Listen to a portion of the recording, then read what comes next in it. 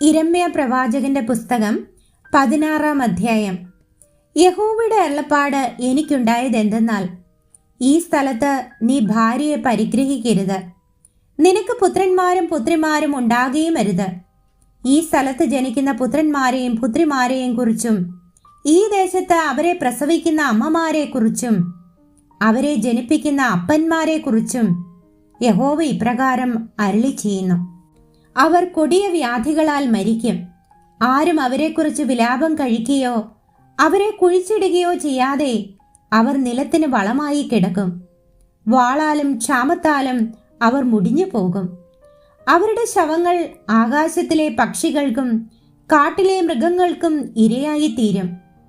യഹോവ ഇപ്രകാരം അരുളി ചെയ്യുന്നു: നീ ദുഃഖഭവനത്തിൽ ചെല്ലരുത്, വിലപിപ്പാൻ പോകരുത്, അവരോട് സഹതാപം കാണിക്കുകയും അരുത്.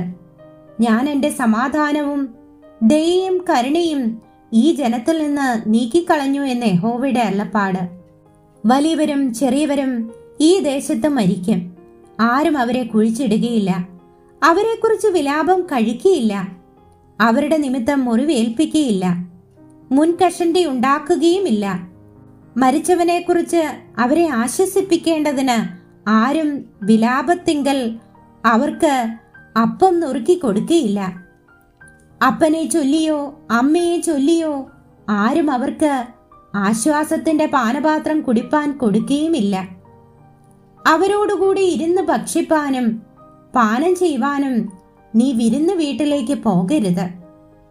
ഇസ്രായേലിന്റെ ദൈവമായ സൈന്യങ്ങളുടെ യഹോവ ഇപ്രകാരം അരുളി ചെയ്യുന്നു: നിങ്ങൾ കാൺകെ, ഞാൻ നിങ്ങളുടെ നാളുകളിൽ ആനന്ദഘോഷവും സന്തോഷധ്വനിയും മണവാളന്റെ സ്വരവും മണവാട്ടിയുടെ സ്വരവും ഈ സ്ഥലത്തു നിന്ന് നീക്കിക്കളയും.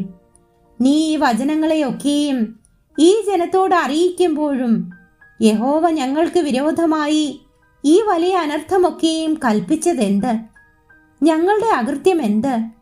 ഞങ്ങളുടെ ദൈവമായ യഹോവയോട് ഞങ്ങൾ ചെയ്ത പാപം എന്ത് എന്ന് അവർ നിന്നോട് ചോദിക്കുമ്പോഴും നീ അവരോട് പറയേണ്ടത് എന്തെന്നാൽ, നിങ്ങളുടെ പിതാക്കന്മാർ എന്നെ ത്യജിച്ച് അന്യദേവന്മാരോട് ചേർന്ന് അവരെ സേവിച്ച് നമസ്കരിക്കുകയും എന്നെ ഉപേക്ഷിച്ച് എൻ്റെ ന്യായപ്രമാണം അനുസരിച്ച് നടക്കാതിരിക്കുകയും ചെയ്യുക കൊണ്ട് തന്നെ എന്ന യഹോവയുടെ അരുളപ്പാട്.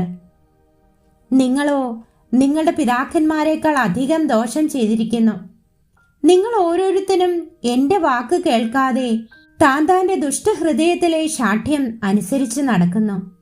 അതുകൊണ്ട് ഞാൻ നിങ്ങളെ ഈ ദേശത്ത് നിന്ന് നിങ്ങളും നിങ്ങളുടെ പിതാക്കന്മാരും അറിയാത്ത ഒരു ദേശത്തേക്ക് നീക്കിക്കളയും.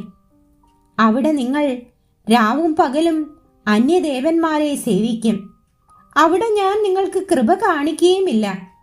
ആകയാൽ ഇസ്രായേൽ മക്കളെ മിസ്രയീം ദേശത്ത് നിന്ന് കൊണ്ടുവന്ന യഹോവയാണ് എന്ന് ഇനി പറയാതെ, ഇസ്രായേൽ മക്കളെ വടക്കേ ദേശത്ത് നിന്നും താൻ അവരെ നീക്കിക്കളഞ്ഞിരുന്ന സകല ദേശങ്ങളിൽ നിന്നും കൊണ്ടുവന്ന യഹോവയാണ് എന്ന് പറയുന്ന കാലം വരും എന്ന് യഹോവയുടെ അരുളപ്പാട്.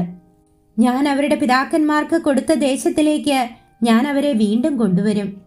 ഇതാ, ഞാൻ അനേകം മീൻപിടിക്കാരെ വരുത്തും, അവർ അവരെ പിടിക്കും. അതിൻ്റെ ശേഷം ഞാൻ അനേകം നായാട്ടുകാരെ വരുത്തും, അവർ അവരെ എല്ലാ മലയിലും നിന്നും എല്ലാ കുന്നിലും നിന്നും പാറപ്പിളർപ്പുകളിൽ നിന്നും നായാടി പിടിക്കും എന്ന യഹോവയുടെ അരുളപ്പാട്. എൻ്റെ ദൃഷ്ടി അവരുടെ എല്ലാ വഴികളുടെയും മേൽ വെച്ചിരിക്കുന്നു, അവ എനിക്ക് മറഞ്ഞു കിടക്കുന്നില്ല. അവരുടെ അകൃത്യം എൻ്റെ കണ്ണിന് ഗുപ്തമായിരിക്കുന്നതുമില്ല.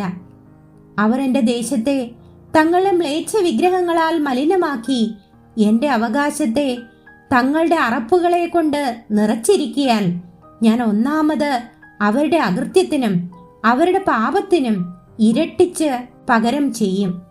എൻ്റെ ബലവും എൻ്റെ കോട്ടയും കഷ്ടകാലത്ത് എൻ്റെ ശരണവുമായ യഹോവേ, ജാതികൾ ഭൂമിയുടെ അറ്റങ്ങളിൽ നിന്നും നിന്റെ അടുക്കൽ വന്ന് ഞങ്ങളുടെ പിതാക്കന്മാർക്ക് അവകാശമായിരുന്നത് മിഥ്യാമൂർത്തികളായ വെറും ഭോഷ്കത്രേ, അവയിൽ പ്രയോജനമുള്ളത് ഒന്നുമില്ല എന്ന് പറയും. തനിക്ക് ദേവന്മാരെ ഉണ്ടാക്കുവാൻ മനുഷ്യന് കഴിയുമോ? എന്നാൽ അവ ദേവന്മാരല്ല.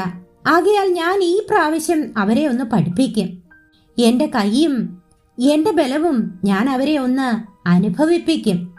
എന്റെ നാമം യഹോവയെന്ന് അവർ അറിയും.